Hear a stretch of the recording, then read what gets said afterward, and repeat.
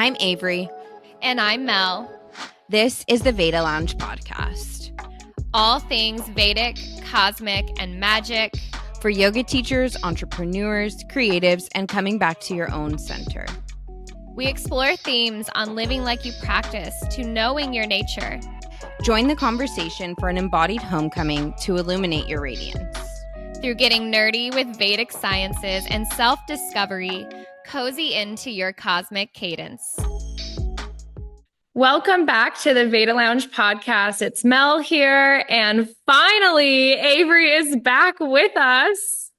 I'm so happy to be back. I have missed you all. I've missed this space, but life happens. So I am just so excited to cozy back into the podcast with you all. I have been absent from here, but always listening, keeping up with the magic of it. So, oh my God. I feel like this fall, not just with myself, but witnessing everybody, it's been this like uprooting, re-scrambling, like just a lot of changes. Absolutely. I mean, for me personally, it's been a lot of, I've been forced to really dive into my home life. It's been a lot of change, just with my kiddo and my partner. And so it was really a season of, hey, I'm being forced to look at this. And sometimes that's uncomfortable because we have all of these other places that we also really want to exist in. So I think for me, it was the permission to just be like, yeah, you got to live here for a second and you got to give it your energy because life is calling for that right now. So yeah, absolutely. And I think that's been kind of a collective thing. And it's weird too. I mean, seasonally, if you really look at fall and winter, there are these kind of like introspective time periods where I think if we naturally follow the rhythms of what life is asking us to do, you'll often find that that's kind of the way that it pulls us. So I definitely felt that over the last few months. Yeah, the collaboration with, it's not just what we think we want, but what is actually in resonant, because I think there's a lot of pressure that makes us feel like we have to be in all those spaces. I know I deal with this pressure of, okay, I have to not just doing the things I'm doing, but also how to expand or how to get involved in other things. And I'm very passionate and excited, but that home front, like coming home, there's so much wholeness that I think can, from the outside, get forgotten about how imperative that home front, coming home, attending things in our home and our personal lives, it matters so much. Absolutely. And I mean, I think over the next few weeks, right, it's the perfect time to do that. It's the perfect reset, the perfect like allowance to be cozy in your space, in your home with the people that you love. And I think, for me, the biggest thing is the permission to allow myself to do that, to step away from the outside a little bit. But I think that's the whole point, right? And so many of us struggle with that and in taking that like step away and just allowing yourself to be in this like cocoon of cozy, so to speak. Oh, that was I love it. Give me some cocoon of cozy. I'll take a cocoon of cozy. Oh, and that's so perfect in alignment with what we're going to be talking about today, and nourishment and prenatal and coming home to the body. And I'm excited for this guest and to share her with you guys, because even if, I think that when it comes to babies, prenatal, caring for our bodies, it relates to so many different chapters, so many different arenas. And even just whether it's you or someone you love, I think this stuff is so relevant.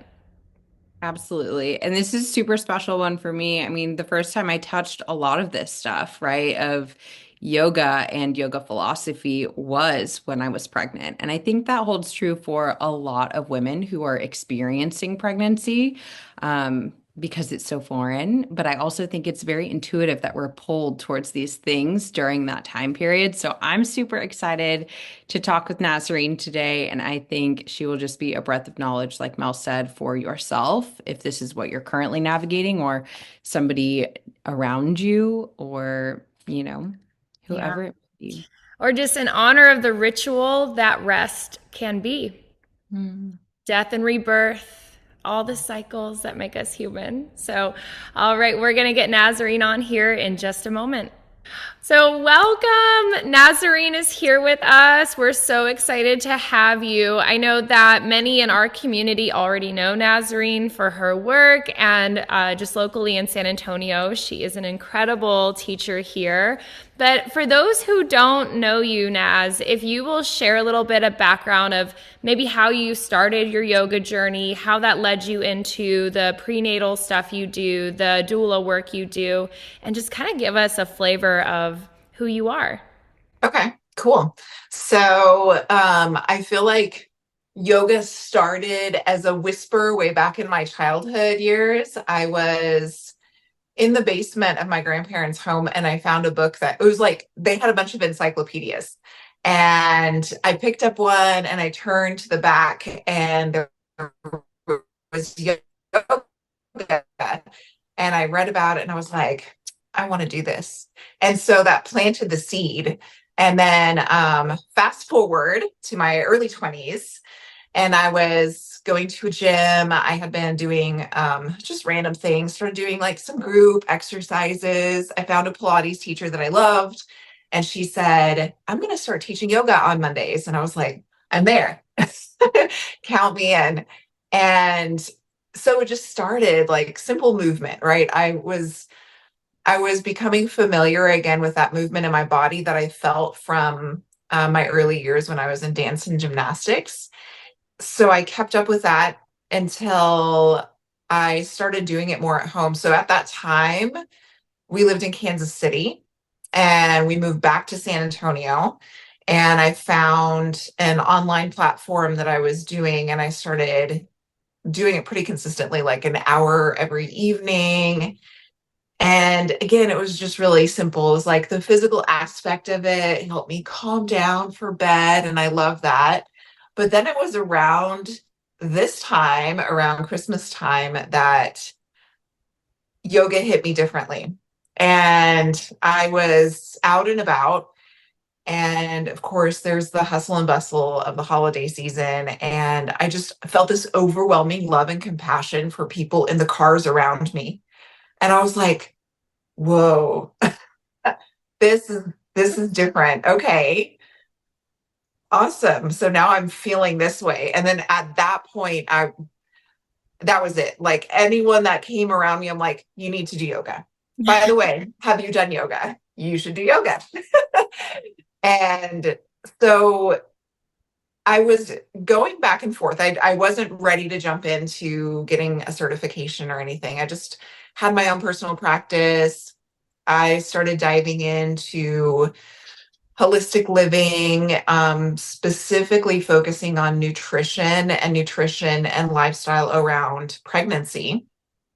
And then I thought, why have I not looked into getting certified for yoga? Because I was teaching it to my friends, I was leading them through little practices. And so I started that journey too when I was finishing my undergrad. And that just really tied everything together because I already had the holistic nutrition aspect. And it was like, here comes this more mindful approach and a different way of moving in the body that's not just, hey, we're just going and we're lifting weights or we're running. And then when I got pregnant, like I knew going into it, like, okay, whenever I get pregnant, I want to make sure that I have the best place, the best home for my baby. And it hit me pretty hard the first trimester. Hit me hard because I went into it thinking, oh, I'm going to do all the things. I'm going to eat great and I'm going to move in my body. And then the first trimester hit and I was sick and tired. And I was like, okay, I'm sleeping. That's what's happening right now. I'm just going to listen to my body, and my body is saying rest. So I did that. And I feel like that's an important thing because so many people, I've heard it time and again, so many women will go into pregnancy thinking like, I'm just going to do this and this and this and this. And then they feel terrible when they can't. And so finally, when I got out of that trimester into the second, and I was feeling energetic and able to eat and not feel nauseated, I started adding movement in, and I started doing prenatal yoga, which at the time for me, because I wasn't taught any prenatal yoga in my 200 hours. So I was just like, I'm going to do what feels good in my body. And it was wonderful. And I knew heading into it that I was desiring to have a birth that didn't involve any sort of medical interventions.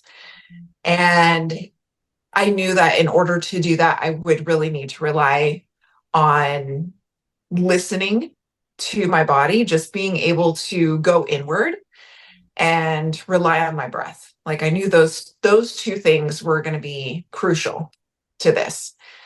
So fast forward to me giving birth and it going the way that I desired it to go.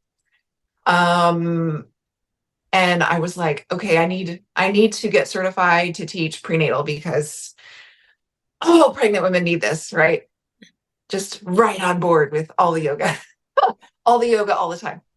And I found, so this was like during COVID. Um, my daughter was probably 2 or 3 months old, and I found an online program that for the first time ever, they were doing a prenatal and birth doula combo, which in my mind, prior to finding that, I had been thinking, I'll teach prenatal, but maybe I'll explore being a birth doula later. Like that's not at the forefront of my mind right now. But when I saw that, I was like, oh my gosh, I can do both. So I dove in and I loved it. And learning the things and being able to start applying those in a real life setting, coming from the mindfulness background, right? Not just looking at birth as a scientific process that unfolds, but knowing, okay, this is more than that. You're inviting a new being into this world, and it's so much more than just a physical act. That was 2020. I have taught countless prenatal classes and I've attended 8 live births. And then I got my prenatal yoga certification started. So I have that course available in person. I have 3 graduate students so far. So that was like the very beginning and it was beautiful. And yeah, so that's kind of like everything tied in together there. So good. Thank you for sharing. And honestly, like brings me to tears when you talk about, and I don't know why, but when you talk about like the essence of like prenatal and pregnancy is a portal, right? Like it's a sacred portal. And I think we have really sterilized the process of this in the West and really gotten so cognitive versus the natural inherent relationship that like it's one of the most natural things that could even happen. It's what is necessary for life to continue at all. And so I don't know, when you were saying that, I was like, yes, and the need for this stuff. Yes, so good. Well, it's interesting. I think when you mention, oh, well, it's been so sterilized, I think we've really turned it into like, I like when people call it the business of being born. Mhm. And it makes me sad, right? Because I think a lot of times in cultivating this business of being born, right, women really lose touch with the more spiritual, with the more natural aspect of A, being pregnant, and then B, the experience of bringing another human being into the world. And so I love, love, love to see, work that doulas are doing and stuff with prenatal yoga because I think it really connects women back to that innate piece of them that we have kind of lost in like the medicalization of giving birth and the whole process, right? It feels, I mean, I can speak for myself and probably many other women, where along the journey you go and you see a doctor 7 times and it's very prescriptive, high out the door, on to the next. And it doesn't feel like this special thing anymore, Mhm. oftentimes, right? From that perspective. So I love, love, love. And if I could do one thing differently throughout my entire pregnancy, I tell everyone I would hire a doula. I would 1000%. So I love to see it. And I love to hear your journey, how it's something that just came so in the way that it should have, where you were like, it wasn't even on the forefront of my mind, but it was projected right there in front of me in a matter of like, that was absolutely meant for you. Like, there is no denying that that was there for you. Naz, would you share for those who don't know, what is a doula? So I like to think of a doula. So you have it could be an OB, right? An OB or a midwife. With your OB, you never know when they're gonna, if we'll say that, if they're gonna be there at the time of your birth. Um, and when they show up, it's typically at the very end, at the tail end. And a midwife, very similar. Like usually, if you hire on a midwife or a midwife group, you get to know those women. So that's the beautiful thing about having a midwife on your side is you will know them and you will create a relationship with them. So when it's time, they will be there for you. The person that you're familiar with will be there for you at the time of your birth. But again, they're there primarily to deliver the baby. And your doula is really there as your comfort partner, the person who can help you navigate beforehand what you're looking for in your birth. So we often talk about what does your birth plan look like?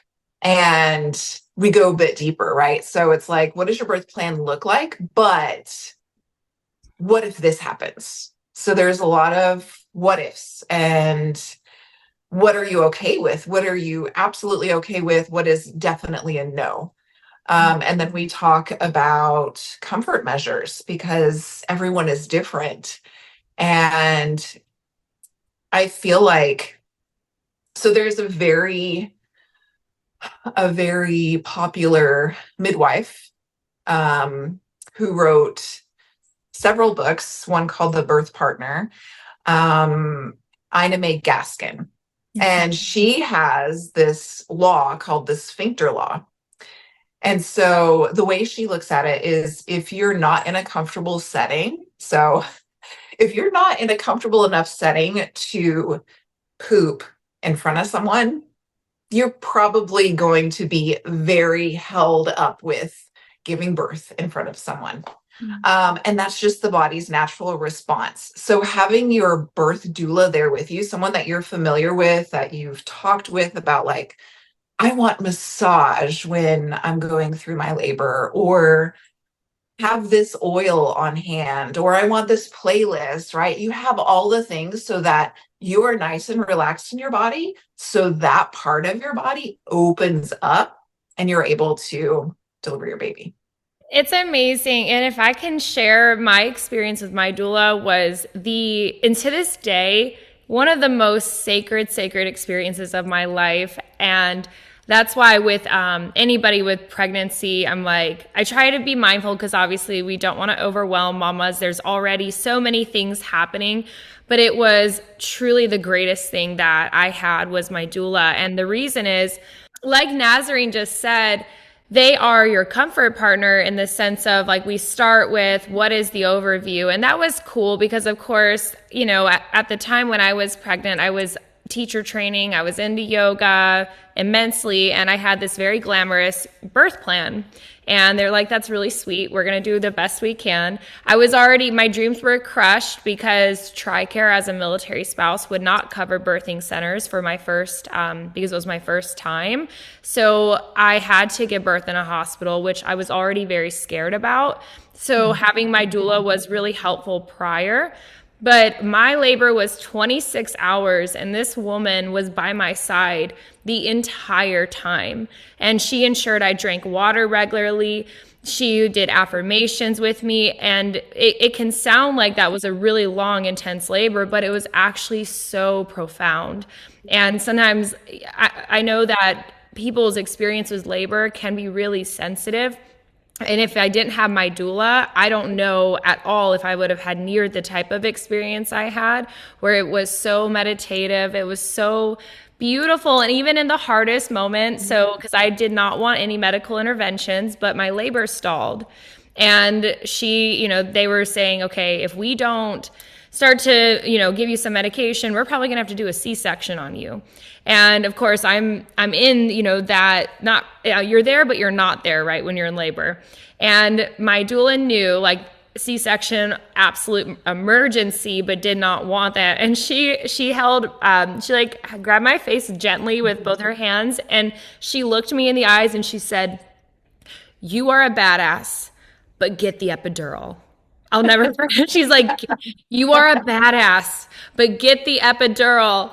And, her advocating, like, there was things going on outside the room. I had no idea. Her dealing with my husband was in the room for most of it, but, she managed my husband, family stuff.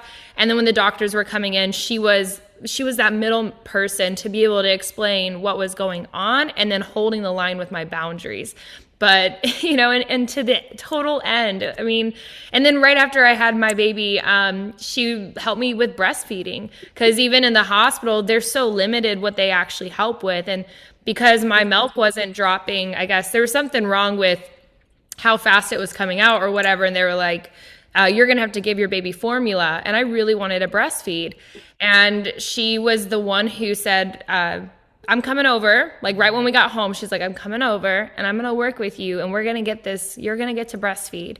And we were able to do that. So that's my story and testimony of, like, doulas are so sacred. And I think every woman, I wish it was part of the system that to have that option, to have that access, because it's transformational. I love that you talk about the advocacy part of it. And to me, that's huge. All the women that I've talked to that have had doulas are always point to how wonderful it is to have somebody advocating for you during that experience, especially first-time moms who have, especially if you're in a hospital setting, Mhm. 100%. Because again, it's the business of being born. It's get you in and get you out. And I think what happens when women are under a lot of stress and they're in pain and they're uncomfortable, right? The first thing that happens is, unfortunately, right, their boundaries get pushed upon. And so having a doula there to stand your ground, right, where you're not you're not in your normal state of being. We can put it that way, right? Mhm. Uh, I have just heard phenomenal things, and I think that doulas are truly, truly like warriors. And they're women who are standing next to you and fighting for you when oftentimes I think it's a system that's not meant to work with you. And so I have so much love and respect for what they do, because I think it can be a lot.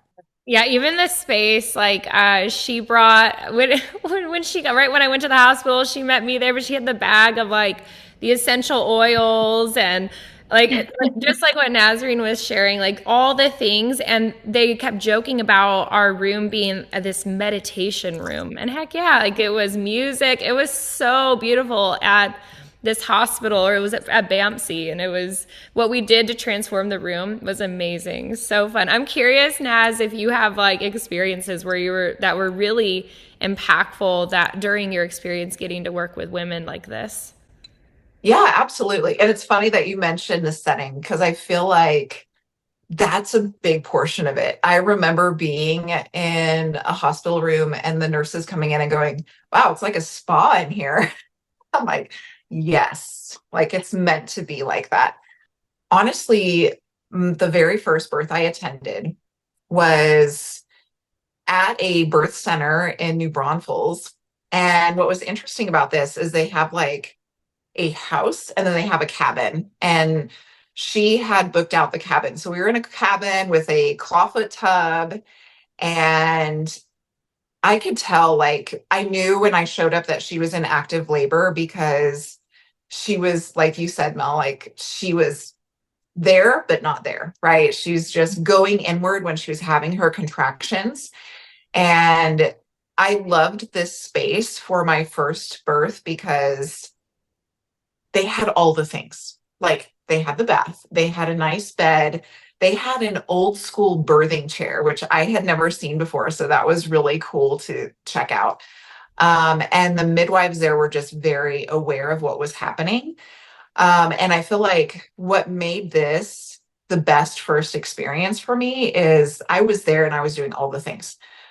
Her hubby was asleep on the bed. Like they showed up. It was probably, I think I got there around 5 and they got there like around 6. And he was there for like, he was in tune with what was happening. And then, yeah, he was just snoring in the other room. So we were trying all the things because she was at 4 centimeters and she was just there, right? Like she was not opening anymore. And so we were trying the bath, sitting backwards on a toilet, getting on a ball. Like we were just trying all the things to help her release and open up. And I remember just the weird thing about being in that space. Like, even if you're not the one giving birth, time warps.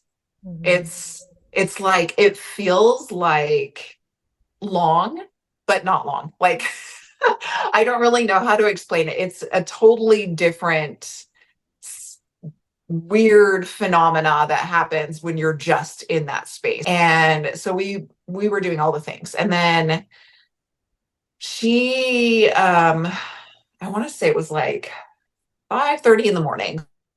Let's see. Been a good 12 hours. They check her. She's still at 4 centimeters.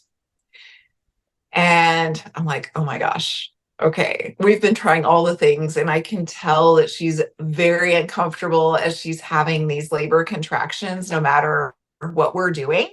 They were amazing. She was 100% effaced. So for those that don't know the lingo, she was open to 4 centimeters, but her cervix was completely thinned out. And so they got her into a position where they just started moving her cervix open. And I was like, wow, this is amazing. I didn't know this could even happen, right? So midwives like that. Wow. And then it was like 0 to 100, right? So she was pushing within 30 minutes. And hubby woke up at that time. He's like, I'm on board now. Right? He was on one side of her. I was on the other side. And they had her on her back bearing down, but we were helping hold her legs back. So there was more of that kind of elevated, like her upper body was elevated a little bit and she was pushing and bearing down.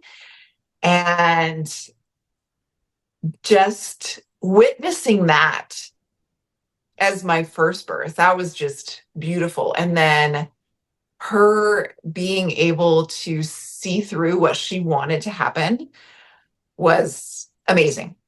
So baby was born by 8 a.m. And it's funny because once you leave the space as a doula, it's like the tiredness really hits you. So it's like you're really excited because you're like, yes, I was just at this birth, but also like I am completely exhausted.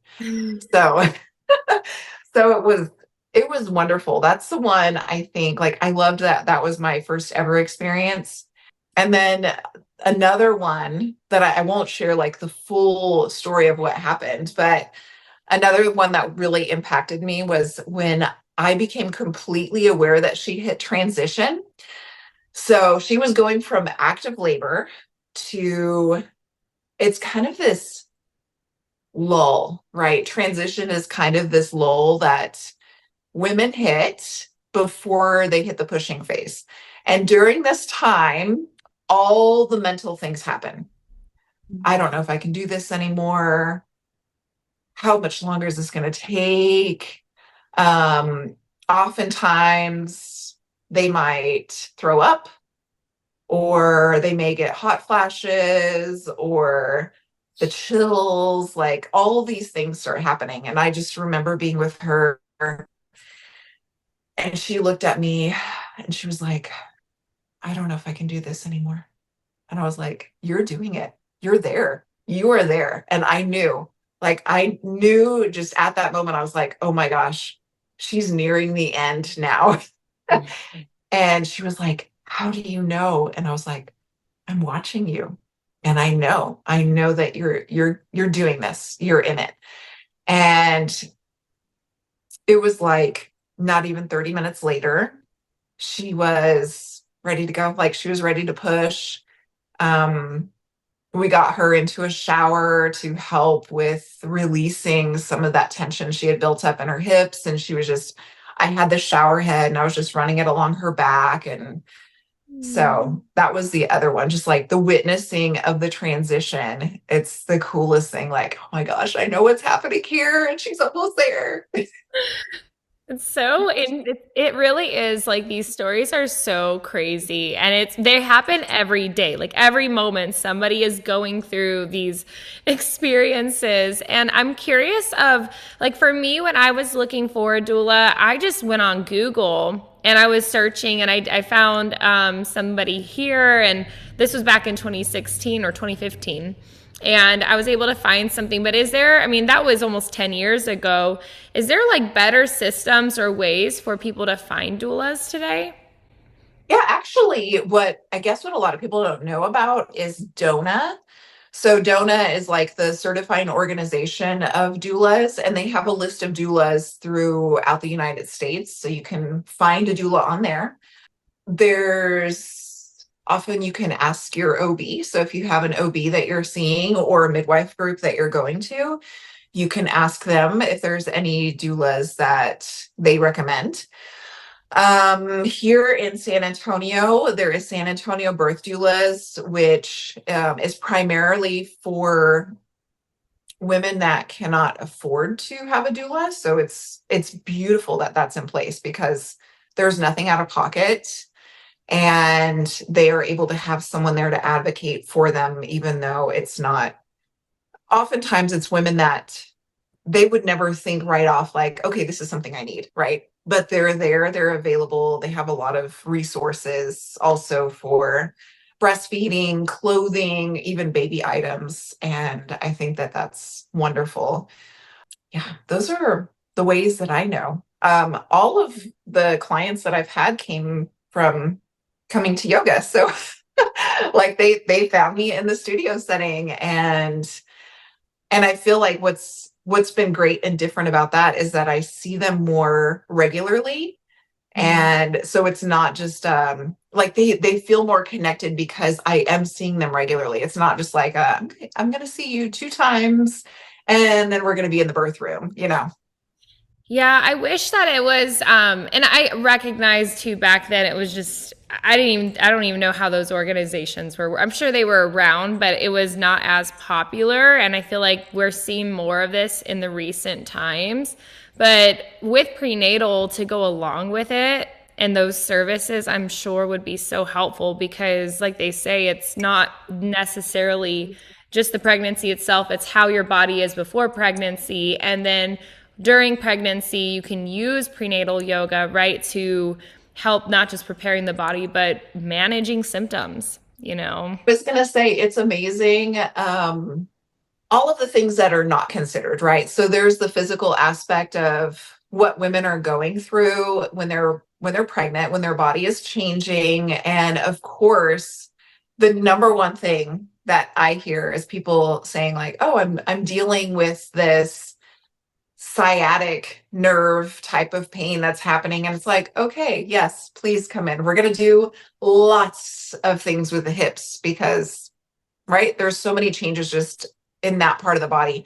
But the other thing is managing anxiety because there is so much anxiety around pregnancy and birth, right? You're looking at, especially first-time moms, nobody knows, right? It's the unknown. So there's a lot of mental anguish that is just happening, and being able to come into a space where they can just get into their body, they can move, they can start to feel better.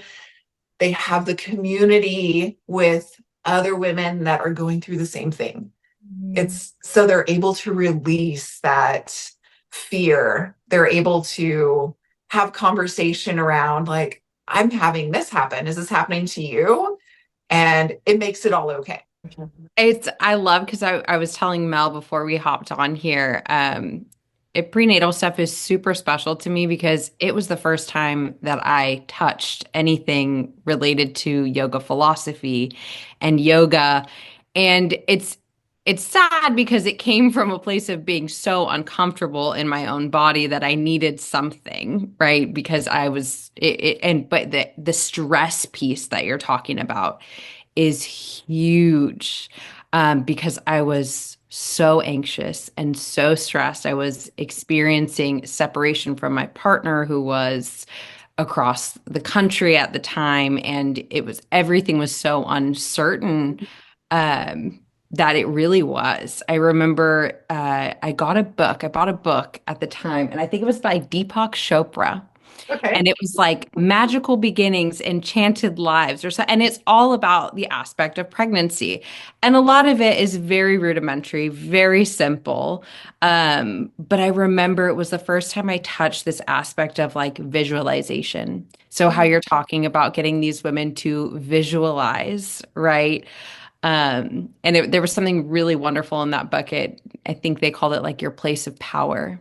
And so I remember being in labor and laying, right? And I'm like, I'm in my place of power. I'm physically not here.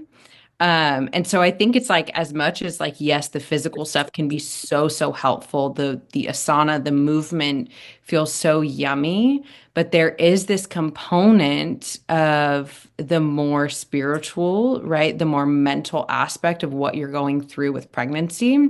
Because for me, it was so mental. I felt so out of my norm. I felt so out of whack with body image stuff and anxiety of what was to come, that yoga really anchored me more so right into peace and calm when it was not a calm, not a calm time. I feel like that it's so true though, because it is so unknown. And they also too with the military families, and I think this is not just military, I think it's actually way more common for most people, a lot of people, is that support systems are wonky, you know, and even if there's people that are there, it's like support isn't always, you know, you're like, hey, can you support me with this? And then people are, oh, yeah, I will, but they'll do it in their way. That might not actually be supportive to what you really need. So it's a little tricky. And I feel like during pregnancy, that comes up a lot. And this is where the prenatal yoga communities and doulas and being in those communities can help make a difference. And I found, especially after giving birth to my daughter, being part of, like, I was in a new beginnings thing for, it was only a month, but it was right after pregnancy. I think 2 weeks after I had my daughter, I got to be in this thing with these other mamas who just had, like, we all had like newborns, you know, like our shirts had like breast milk stain on it. Like we were at that like part, you know, like couldn't really move a ton, still healing. But it was so amazing because we did like different ceremony activities together, and not having a lot of support, you know, I mean, if really the support I needed, finding ways to create that for myself, and the doula stuff really, really brought access to that. So Yeah, I feel like the community alone is huge for women that come to prenatal yoga, because oftentimes, right, I've seen many military spouses come in and out of San Antonio. But even if they're natives here, like even if they've been here forever, a lot of times they don't have someone who is going through pregnancy with them. And so what I've noticed is that women will often turn to mom or, you know, an older woman. And honestly, and I can say this from my own experience, like there's so much that happens during pregnancy and in those early years, you cannot remember it all. So to be able to talk with other women that are in the same boat as you at the same time, you feel like you're seen. You feel like whatever you're feeling and going through is valid. And often they develop these relationships with these women. So once the baby's born, they're getting together after and they're having play dates or just meeting up to go have coffee together. And it's so nice to see that they're able to take that with them, even though they've already had their baby. It's so true. I love that. And for people who don't know, what would a prenatal yoga class look like? Can you kind of describe a prenatal yoga experience? Yes. So we always start off with getting to know one another. So the whole community aspect. I usually guide them through introducing themselves as far as name and how far along they are. And then I give them the floor. So it's like they can share about symptoms they're going through. I love to hear about pregnancy dreams. That's one of my favorite things because they're always so wild. If there's any sort of things they've been working on, right? Like if they're later on and it's like, okay, I'm getting the nursery ready and I'm doing this and this and this. Or if they're having body image issues, because all of these kinds of conversations come up during this share, right? And then I turn down the lights so we get nice and cozy. We'll ground in our body. So that can look like lizard lunge, cat cow. We kind of just stay on the floor for a little bit and offer some movement. And cat cow is like, it's perfect all through pregnancy. It just helps take that pressure off the low back. But it also gives an opportunity to stretch the wrist because carpal tunnel is prevalent in pregnancy. So it's like you can take the hands back towards you and have the opportunity to stretch your wrist if that's something you've been dealing with. And then we usually come to some standing poses. We'll do some. So the way I always teach it and the way that I teach when I'm doing the yoga certification is you don't want to do closed to open hips. So we'll do a series of standing poses that's all closed, like warrior one to pyramid pose. So it's like you're just facing the top of the mat. And then we'll do it where we're opening up. So like warrior two, reverse warrior goddess pose, which is of course beautiful during pregnancy. And we have lacrosse balls that I love to throw in. So we'll throw the lacrosse balls on the ground and they'll roll their foot over it. So that's a lot of times when I introduce these, if it's somebody's first time using these, they're like, oh my gosh, I need to buy one of these. I need one of these at home. Because it allows them to release any sort of tension in the feet. Because a lot of times we're not stretching our feet, right? They'll get along the back. I was going to say the feet get swollen. I remember mine would like get the weird swollen. Yes. Yeah. Like help. It's Nasreen, strange. is there a reason for like the closed posture to closed posture sequencing is for not going open to closed, open to close? So I will tell you something interesting that I learned. And yes, I'll explain that too. When I took my prenatal yoga certification and they described how everyone is taught for yoga anatomy, the teachings are based on a male body. And the pelvis, right? A man's pelvis is like much smaller and a woman's pelvis. Like if you just look at the skeletal structure, I think to me personally, it looks like a man's pelvis is like an elephant with the ears back, where a woman's pelvis is like the ears are nice and open, right? It's very rounded. So because balance can be an issue for women, you don't want to have them moving their feet around too much to adjust into the posture.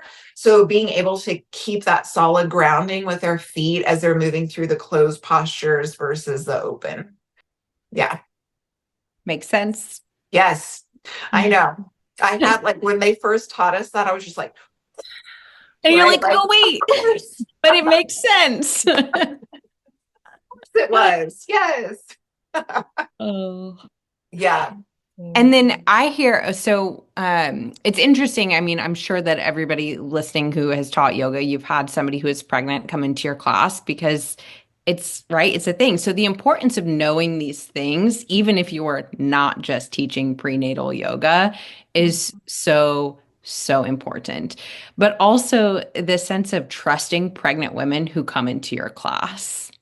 Right. That's like the biggest thing. I've had like new teachers who are like, well, what do I do? How am I supposed to? And I'm like, well, A, trust her, right? Mm-hmm. Because she is right now, if not more so than ever, going to be precious with her body and herself. But it's these little tips. So I love that, keeping, steady legs. But a big one to me was always learning never to have, be reclined all the way back after a certain point in pregnancy. Um, can you maybe explain why? Because I get a lot of questions about that. Sometimes people are like, why can't I be laid all the way back or in these specific postures? And maybe a certain way that they can still get that feeling of Mm-hmm. being reclined, but not in a position that is not beneficial for them. So I will say it's not the same for all women. So that is something that is typically said as so I kind of explained it yesterday as like anything you read out there are simply guidelines. It's not going to be the same for everyone. It's like hot yoga. Like I've had pregnant women attend my hot yoga classes their entire pregnancy, right? There are women that can lay on their back their entire pregnancy. And the best way to find out if this is or is not going to work for you is listening to your body, right? Like if you go to a hot yoga class and you start to feel lightheaded, yeah, probably not a good idea to continue throughout your pregnancy, right? Laying down on the back. So there is a vein that runs through the pelvis called the vena cava, and it directly connects with the heart. So some pregnant women, if they lay flat on their back and like completely like shavasana, right? Like legs extended, arms down by the side, it compresses that vein and they'll start to feel lightheaded. So I never typically guide women to lay completely flat on their back, but a lot of women are able to still do legs up the wall because the legs are still elevated above the body. Or if there's like a bolster that can be used, it can go under the knees and they can recline back that way. I think the biggest thing to consider with pregnancy and a pregnant person attending a regular yoga class are the twists. Like that's the big thing, right? Like they're not going to be able to get into those deep twists like elbow to outside of the knee and turning back. And for one, even if they're just early on in their pregnancy, it's not a safe thing to do because that can just cause the baby to displace from the uterus. And then of course later on, once the belly is there, then it's like you can't really twist when your belly's right there. So that would be the big thing that I tell people when they're like, I don't know what to do when she comes in. And I'm like, just like consider twist. Like that's the big thing. That's a good point because there is a lot of attention on the reclined positions, but I think the biggest thing, like Averie said, regarding like trust in her, like let her just remind her and remind the class to listen to their bodies. If something doesn't feel good, don't do it, right? And that permission to adapt. I remember one time when I was pregnant, I went to I think it was an Iyengar class, and when I got there, of course, the teacher's like, have you done yoga before? And I'm like, yes. And, I try not to go and be like, I'm a yoga teacher, but I'm like, yes, I'm good. And so anyways, we start class, but then she was teaching in the class, but she kept pointing at me, and then she'd be like, don't do this. And then she would have me sit there on she gave me like 4 blankets stacked, and I didn't really know what to do with the blankets. It was one of the most awkward experiences of my life, like of yoga, like going and receiving yoga. And I was getting annoyed because I didn't pay $18 to sit on my mat and be told to sit there while other people did other things. So I would try to do my own stuff, and then she would be careful, and like she was really strict on me. So like I've had great Iyengar classes and I've had some weird ones, but the point is that I think that teachers need to really believe in their students and give options. I mean, we have survived as humanity for so long. I mean, do you think that 500 years ago, 4,000 years ago, you know, like if a mama needed to lay on her back or adapt, you know, like we've been doing it. And I think that that's inherent, you know? Yeah, absolutely. I've heard the same from other people that have come into my class, that they've gone to do something else, right? One came in and she was like, I tried to do a Pilates class, and I let her know ahead of time, like, well, I asked her ahead of time, are you going to be able to adapt this class for me since I'm pregnant? And she's like, yeah, don't worry about it. I got you. And she left the class in tears, because she felt like she wasn't empowered to move in her body. So similar experience to you. And I mean, honestly, I don't feel like a woman is going to find herself pregnant in a yoga class expecting for the teacher to know every single little thing. If it's just a regular yoga class, right? They're, and if they need guidance, they're often going to let you know, like, hey, I'm not quite sure what to do here, right? But I've had that too. Before I was certified in prenatal, I had a woman coming into my class, and I was teaching at Gold's Gym. And I was just like, she knows, like, I'm going to keep an eye on her, but I'm just going to, like, she knows how to move. She knows what she's doing. Well, and just reminding them that they have options, right? And I think that's the big thing for yoga teachers with anything, is whether your client comes in with arthritis or, you know, a heart condition or whatever it is, it's not our job to know all about necessarily, or to take the power from that client and their agency in the practice, but rather that we hold a fertile space that empowers them and brings them back to their agency, right? Like all the yummy stuff we talk about. So it's the same with prenatal. And speaking of, as I know we're coming close to the end of our episode today, I wanted to hear, not to put you on the spot, Naz, but we were recently chatting and you inspired something so magical where you were like, well, if you're thinking about having a baby, maybe we can do things to connect it, to prepare the body for this soul coming in. And I'm curious about your thoughts on, like, for those who are maybe preparing to explore being pregnant soon, navigating the fertility journey, and connecting with the soul of our babies to come, or different things like that. I'd love to hear your thoughts on that world, because you got me excited. I'm like, we're about to do some ceremonies in 2025 that you don't know about yet, but now you do know.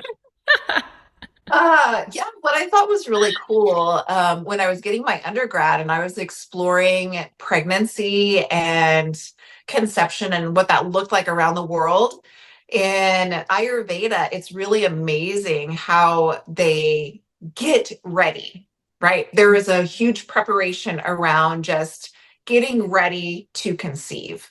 And it's not only the female, but the male. So they, of course, get their bodies clean with nutrition, but there is often this invitation, right? Like they prepare their home in a certain way, and they start having these conversations to bring this soul in, to invite them into this space, and just putting that energy out there, like, okay, we are open, we are ready, and now we want to invite that soul in.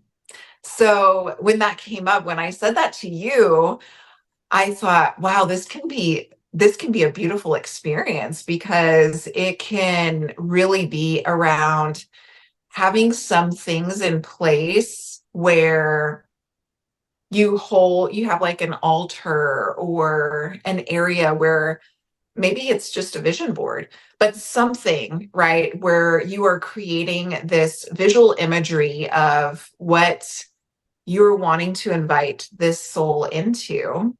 And then you put your awareness and your love and gratitude into this space. And it can start where there is a group of women, like it could be women in your family or women in your life that you love, that you want to help to really manifest into this altar or into this board. And from that, it's like something that you just regularly after like the ceremony, right? It's something you continuously come back to. Yeah. And keep inviting that energy into this space until that soul is brought into the body. It's so interesting too, because when you get into like, I'll just share very briefly, because I know that the percent, or I can't remember the exact percent of women who experience miscarriage, for example, but one of the things that I once heard that really gave me comfort, connecting to my own journey with that, is that sometimes like the body, like the soul prepares the body. So it's like the soul will enter and then cleanse the body to re-enter. And like, there's so many myths out there, or spiritual perspectives that I think can be an altar in itself, or an offering in itself, to make this so much more intentional with how we're connecting to the souls of those that we're bringing in. So I love this stuff. I mean, we could probably do a whole other episode just talking, really like getting into the connection of soul babies, or what do they call them? Spirit babies? They're spirit babies. Yes. All of that to say, so if people wanted to work with you or to learn more about your certification program with Prenatal, can you kind of share all of that magic with us? Yes. So it's an 85-hour certification. Most of it is in person. And we do this in a beautiful space, which is at Willow OBGYN. So it's in an OB's office, and you get to see how a place like this can be magical and not sterile. So I think that's the best part of it. And I have the next one in February. And what I love the most about it, so when I went through my own certification, there was really a huge focus on the physical aspects. Of course, we spoke about breath and meditation, but being in the space for so long, and something that I feel is way different when it comes to my course, is there is that aspect of being an advocate as a prenatal yoga teacher.